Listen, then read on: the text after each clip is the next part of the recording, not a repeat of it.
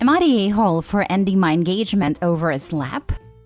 I, 28 male, was with my now ex-fiancée, 27 female for 4 years now. Proposed last year and set to marry later this year. We've been living together for 2.5 years. Important to know that prior to this relationship, I have been in a relationship with a previous ex who was physically abusive. My previous ex would kick, punch, slap, and throw things at me when she was angry with me, which was pretty much all the time. Or if things didn't go her way, knowing damn well that I would never hit her back. After getting out of that relationship, physical violence of any sort has been an instant deal breaker for me. My ex-fiancé knew this. Fast forward to last week, we got into a disagreement that turned into a heated argument.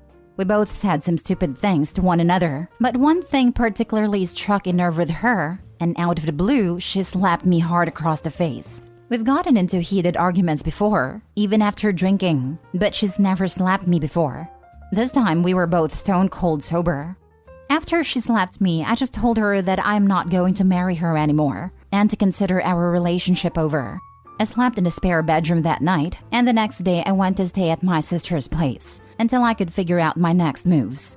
I've contacted all my groomsmen, family, and friends and told them that the wedding is most likely going to be cancelled. I did speak to my ex-fiancée since then. She called me and did apologize for slapping me and asked me to reconsider. I told her no. She knew what my boundary was, and I told her that if the roles were reversed, she would have called cops and pressed charges against me. She told me that's different. I told her that I knew it was different, and I would react more harshly towards a man that hit my sister than a woman who hit my brother. But that doesn't mean that she shouldn't face any consequences at all. Ex-fiancé then turned from apologetic to angry and berated me for throwing our relationship away over just a slap. I told her that it all started with just a slap with my ex and hung up. Since then, I've been bombarded with texts and calls from her friends and family, telling me that I'm overreacting and that I'm ruining her life since she makes less money than me and can't afford the apartment by herself. I've agreed to let her stay in the apartment and pay my portion of the rent until the lease runs out, or she's able to make new arrangements, whichever comes first. I've also offered to give her some money to pay for a portion of the wedding deposit. Am I the a-hole here? Now for the top comments. Nope, and you should be proud of yourself for not agreeing to remain in a relationship with her. I'm with you 100%. My father was like this.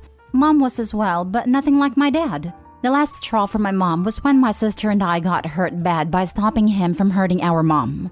All over a missing dirty white sock. My mom stayed for over 20 years. My dad died when I was 17.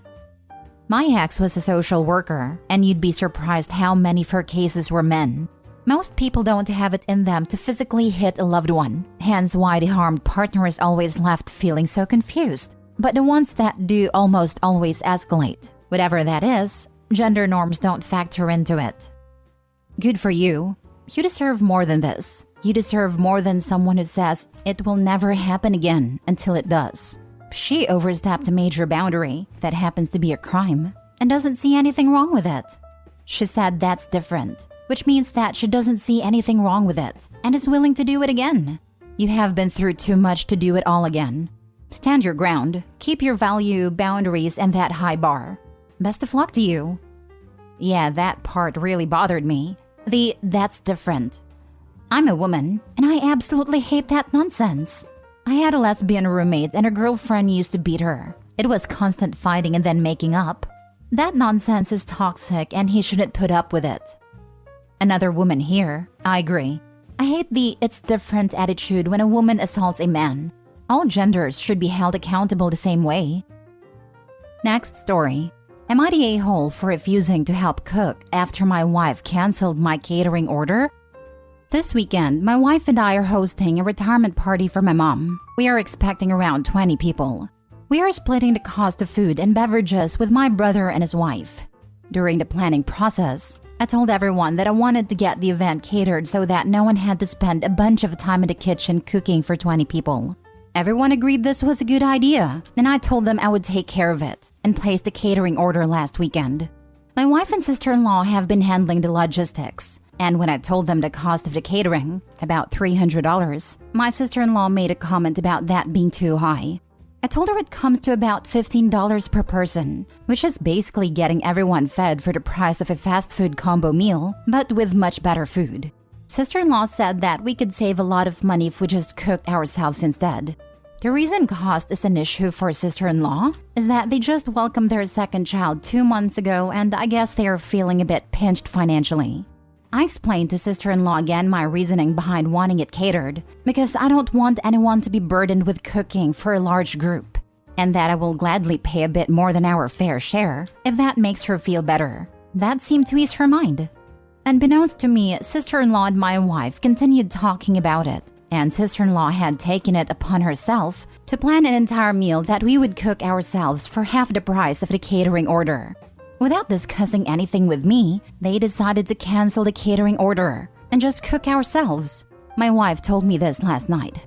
When my wife told me their plan, I asked them who would be doing the cooking, and she said me and her because sister-in-law and my brother would probably have to be watching their kids. I told her that since she and sister-in-law made this decision on their own, I'm not going to help with the cooking at all. I said I would gladly watch the kids while my wife and sister-in-law cook the entire meal for everyone. She told me that I'm being a jerk and sexist if I think that I can just refuse to help and make the women do all the cooking. I told her that she and sister-in-law are the ones who went behind my back and canceled the catering order, so they get to be the ones who figured the new plan out. But I'm not helping. She said that sister-in-law was concerned about the cost, and that sister-in-law confessed she was worried about money. I told her that's exactly why I had offered to pay more, but apparently that wasn't enough, and that sister-in-law and my wife just needed to be in control of this for some reason. She told me I need to be more understanding of my brother and sister-in-law's financial situation, and that cooking isn't that big of a deal, especially when we can all save some money. I told her that since it's not a big deal, she and sister-in-law will have no problem spending as much time as it takes to cook for everyone, while I will entertain the rest of the guests. She told me I'm being an unreasonable a-hole for not helping. Not the a-hole. She canceled the catering order, so she gets to cook. Has nothing to do with her being female. She and sister-in-law made a choice that affects everyone else. Exactly this. OP, you're not the a-hole, but your wife is being a major one. I understand if she wants to do what's best for your sister-in-law, but she needed to discuss it with you and not make the decision and then expect to force you to help out. This is on her and sister-in-law to take care of now. Weirdly though, their decision wasn't even what was best for sister-in-law. It just compounded all the problems. No time to cook because kids. No money to cook the big meal because kids. No time to themselves for sister-in-law and brother-in-law because working and kids. Now they get to spend all their free time cooking after work. Easy, not the a-hole. Your plan was just fine. Your wife and sister-in-law made this decision by themselves. They can cook. That was rude as heck for your wife to basically volunteer you to cook for 20 people. You offered to pay more due to your sister-in-law's financial situation, which was a perfectly reasonable solution. Your wife is also out of line for bringing sexism into this when it has nothing to do with it. Cooking for 20 people is a huge undertaking. Ridiculous. The sexism accusation was a cheap shot and would have set me off if I was OP. First thing that popped into my head was to ask her why she's being so sexist, thinking 2 grown men, one an experienced father, aren't capable of watching the kids. Next story. Am I the a-hole for not helping my wife with our newborn at night because I work early mornings and for asking my mother-in-law to leave our house? This is my first time posting here and I'm really needing some outside perspective. I'm a male 34 and my wife is female 32. We've been married for 6 fantastic years and we recently had our first child, a beautiful girl who's now 6 weeks old. Things have been tumultuous lately and I'm not sure if I'm the one being unreasonable. I work a physically demanding job in construction that starts at 6 a.m. This means I have to wake up at 4:30 a.m. to get ready and commute. My job needs me to be alert, as any lapse could lead to serious accidents. My wife is on a year-long maternity leave and has the responsibility of caring for our baby throughout the day. Here's the problem. Our newborn, as they do, wakes up several times throughout the night. My wife has been insisting that I help with these late-night feedings and changes. But I've explained to her that a lack of sleep could seriously jeopardize my performance at work and my own safety. To add more drama into the mix, my mother-in-law has moved in with us to help with the baby. However, her idea of help often involves criticizing my wife's parenting, which only adds to her stress and dictating how we should run our household. She's also been siding with my wife on the nighttime assistance issue, making me feel ganged up in my own home. I help as much as I can when I'm off work. I take on most of the cooking, cleaning, and tend to the baby as soon as I'm home till she sleeps. But the continuous pressure and lack of sleep are becoming unbearable. After a particularly heated argument, I told my mother-in-law that if she wasn't going to contribute positively, she'd need to find somewhere else to stay. My wife was upset, saying I was out of line for kicking out her mother. I feel bad, but I also think that the current situation isn't sustainable. So Reddit, am I the a-hole for refusing to assist with our newborn at night due to the nature of my job and for asking my intrusive mother-in-law to leave? Edit. I should also mention that I have 2 stepsons from my wife's previous relationship. In addition to my work and the baby duties, I also pick them up from school, help them with their homework, and take them to their sports practices after I get off work. It's not just about the newborn, we have a whole family to take care of. So it's not like I'm lounging around sipping a beer post-work. Balancing all these responsibilities is what makes the situation so challenging. Thanks for the feedback though. Now for the top comments. I've been married 28 years, 2 kids 25 and 15. My husband also worked construction during the younger years, and we ran our own construction business as they got older. Having a newborn is hard. It takes everything out of you and can be extremely stressful. I always took it upon myself to be sure and be up with the baby during the night so that he was able to sleep and be ready for those early morning work hours. When he came home, he helped me with the babies, and if I needed it, I took a nap while he did that. I stayed home and I did as much as I could to make things easier for him, as I worked a high-stress, physically demanding job outside home. But we always made sure that each of our needs was being met and communicated with each other. This is the key. What are your needs? What are your limits? What do each of you expect from each other? Being tired after a baby clouds and everything can be super emotional for everyone, especially the mom.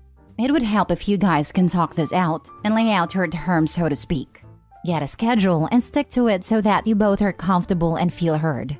The mother issue is a whole other thing. Sometimes it can be helpful and sometimes a real nightmare. I wish you guys the best. I guess my judgment is everyone needs to be open and have more grace for each other during this time. The only thing I have to add is it only takes a few minutes to change a diaper and give the baby to your wife for feeding, which takes much longer. You can contribute this way and still get enough sleep. You may only get up 2 or 3 times in the night for 5 minutes. It's not bad at all. Huh? You think waking up 3 times a night for 5 minutes will give you a good night's sleep/rest? Weekends maybe, but doing that when he needs to work the next day for extended period of time is a surefire way to get into an accident as a construction worker. I don't know why people keeps ignoring that he works in an accident-prone sector. There's no negotiating with sleep in vocations like these. It's the same with truckers and surgeons, and whatever job that needs utmost concentration, or else you die or someone else die. Everyone sucks here. You don't get to toss out your mother-in-law, who was apparently there at your wife's request. Under normal circumstances, I would say it's 2 yeses for any house guest. But this period of time postpartum is an exception to that rule. Your mother-in-law should be helping with the nighttime feedings. At this point in time, that's the main help she should provide. This is where the pressure needs to be applied. Your wife is frustrated and overwhelmed, and dealing with a 6-week baby is not a walk in the park. I know from experience. But sleep deprivation for someone working a physical, dangerous job with a long commute is not a solution. Last story. Am I the a-hole for not throwing my husband a birthday party? My 35 female had my son a few weeks ago. My husband 40 male has been a huge help with taking care of the house, cooking, and cleaning.